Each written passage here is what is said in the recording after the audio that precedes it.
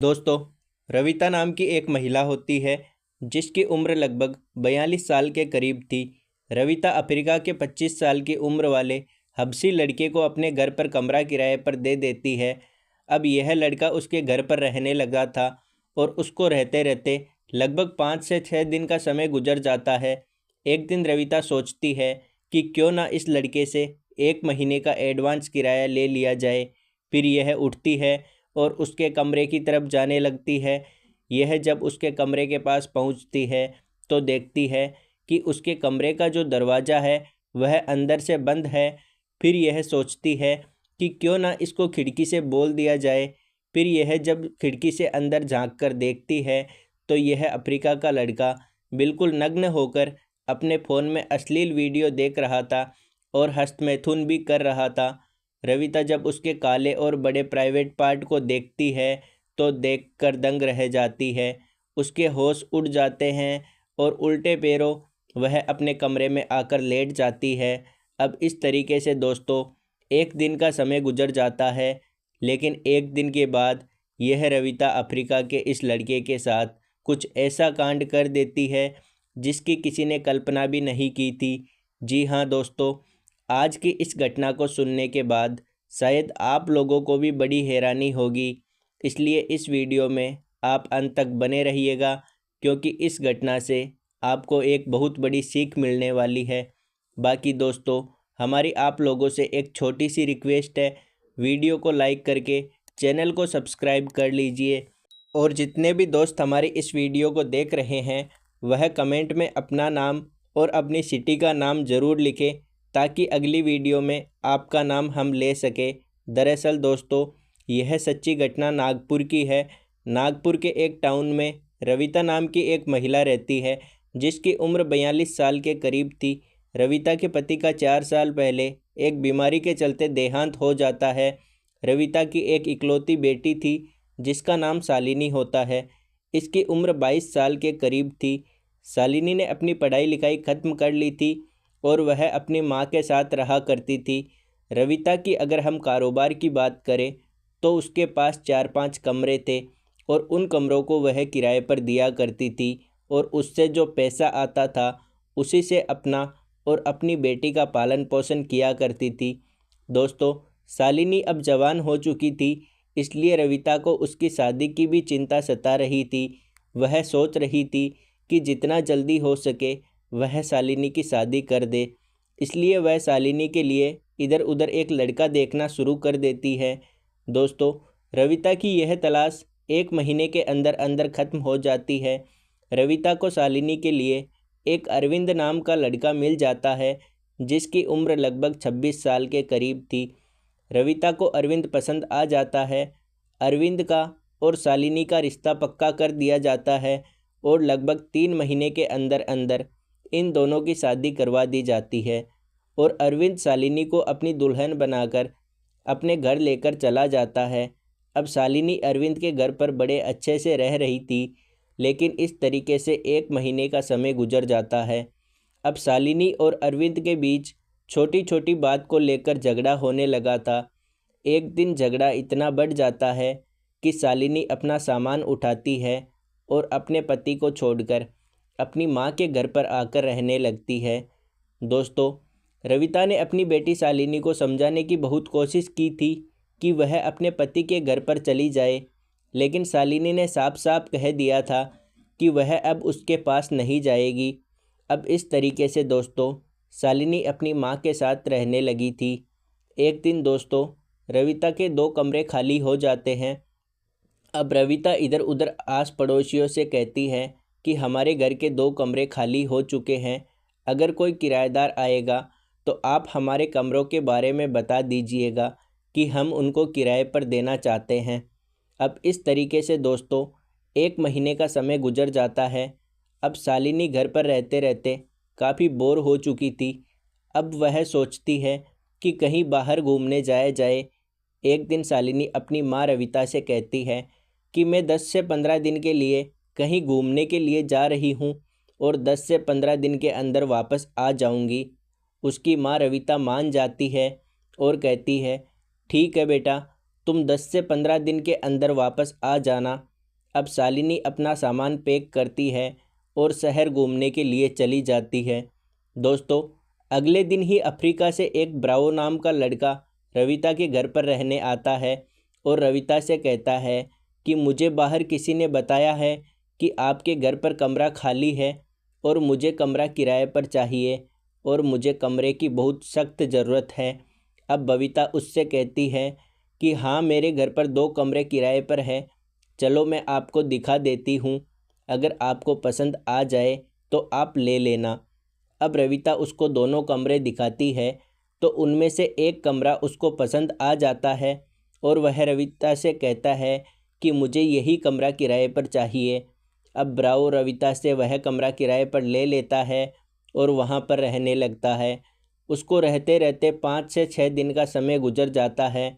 एक दिन बबीता सोचती है कि क्यों ना इस लड़के से 1 महीने का किराया एडवांस लिया जाए। फिर वह उठती है और इसके कमरे की ओर जाने लगती है। वह जब देखती है कि इसके कमरे का जो दरवाज़ा है वह अंदर से बंद है, तो वह सोचती है क्यों ना खिड़की से इसको बोल दिया जाए। वह जब खिड़की से झांक कर देखती है तो यह अफ्रीका का लड़का निर्वस्त्र होकर अपने फ़ोन में अश्लील वीडियो देख रहा था और हस्तमैथुन भी कर रहा था। रविता जब उसके काले और बड़े प्राइवेट पार्ट को देखती है तो दंग रह जाती है। उसके होश उड़ जाते हैं और उल्टे पैरों ही वह अपने कमरे में आकर लेट जाती है। दोस्तों, रविता ने अपनी ज़िंदगी में इतना बड़ा प्राइवेट पार्ट कभी नहीं देखा था जितना कि उस लड़के का था। अब ब्रावो के बारे में वह लगातार सोच रही थी, वह उसके ख्यालों में डूबी हुई थी। अब उसके अंदर भी काम वासना जाग गई थी। दोस्तों, रविता एक 42 साल की खूबसूरत औरत थी। इसके खूबसूरत शरीर को अगर कोई देखता था तो देखते ही दंग रह जाता था। अब इसी सोच विचार में रविता अपने आप से कोई फैसला नहीं कर पा रही थी। अब इस तरीके से एक दिन का समय गुजर जाता है। फिर अगले दिन सुबह 10 बजे के करीब रविता अपनी बेटी के छोटे छोटे कपड़े पहनती है और उसके कमरे की ओर जाने लगती है। वह ब्रावो के कमरे का दरवाज़ा खटखटाती है तो अंदर से ब्रावो दरवाज़ा खोलता है। वह देखता है कि उसकी मकान मालकिन उसके सामने खड़ी है। तभी रविता ब्रावो से कहती है कि तुम 1 महीने का किराया मुझे एडवांस दे दो। फिर ब्रावो उससे कहता है कि अभी मेरे पास पैसे नहीं हैं, आप 2-3 दिन रुक जाइए, मैं आपको 1 महीने का नहीं 2 महीने का किराया दे दूंगा। फिर रविता उससे कहती है कि मुझे 2 महीने का नहीं चाहिए, अगर आपको नहीं देना है तो आप 1 महीने का भी मत दो। लेकिन ब्रावो उससे कहता है कि अभी तो आपने कहा है कि 1 महीने का मुझे एडवांस किराया दे दो। फिर रविता हंसते हुए कहती है कि मैं तो आपसे मजाक कर रही थी। अब ब्रावो भी उसकी बात सुनकर हंसने लगता है। फिर थोड़ी देर तक यह एक दूसरे से बात करने लगते हैं। रविता ब्रावो के साथ छेड़छाड़ करने लगती है और उसके साथ कुछ अश्लील हरकतें करने लगती है। अब ब्रावो भी समझ चुका था कि आखिर रविता चाहती क्या है, इसलिए ब्रावो एक ही झटके में रविता को निर्वस्त्र कर देता है और उसको अपनी बाहों में भर लेता है। बाहों में भरने के बाद उसको गोद में उठाता है और अपने बेड पर पटक देता है। पटकने के बाद उसके साथ संबंध बनाने लगता है। वह इतनी ज़ोरदार तरीके से संबंध बनाता है कि रविता की हालत ख़राब कर देता है। इन दोनों की सिसकारियाँ पूरे रूम में गूंज रही थी। अब रविता भी ब्रावो का पूरा साथ दे रही थी क्योंकि रविता को आज वह चरम सुख मिल रहा था जो उसे पहले कभी नहीं मिला था। 2-3 बार यह एक दूसरे के साथ संबंध बनाते हैं और जब थक जाते हैं तो वहीं पर लेट जाते हैं। दोस्तों, रविता ब्रावो की मर्दानगी से काफ़ी खुश हो चुकी थी। अब रविता को जब भी मौका मिलता था वह ब्रावो के कमरे में जाती थी और उसके साथ संबंध बनाया करती थी। इस तरीके से 15 दिन का समय गुजर जाता है। 15 दिन के बाद शालिनी घर पर आ जाती है और अपनी माँ के साथ रहने लगती है। दोस्तों, एक दिन रात के करीब 10 बजे के आसपास शालिनी अपनी माँ के पास सो रही थी। तभी अचानक रविता उठती है और दबे पाँव ब्रावो के कमरे में चली जाती है। लेकिन थोड़ी देर के बाद शालिनी का फ़ोन बज जाता है। शालिनी हड़बड़ा के उठ जाती है और अपनी माँ को अपने पास न पाकर वह सोचने लगती है कि इतनी रात को मेरी माँ कहाँ जा सकती है। वह अपनी माँ रविता का 15 मिनट तक इंतज़ार करती है, लेकिन 15 मिनट तक भी उसकी माँ नहीं आती है।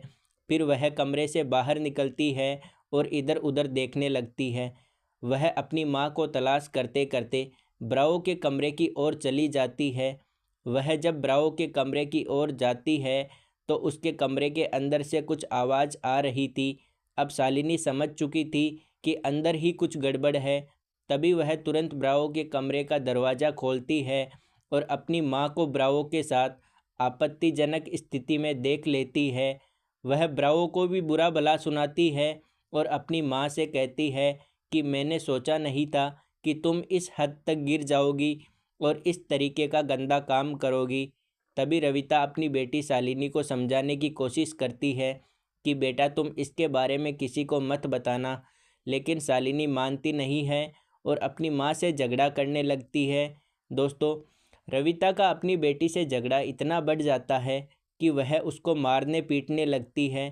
अब शालिनी को काफ़ी गुस्सा आ जाता है और तुरंत ही वह कमरे से बाहर निकलती है और एक नज़दीकी पुलिस स्टेशन पहुंचती है और अपनी माँ के खिलाफ़ और ब्रावो के खिलाफ़ रिपोर्ट दर्ज करवा देती है।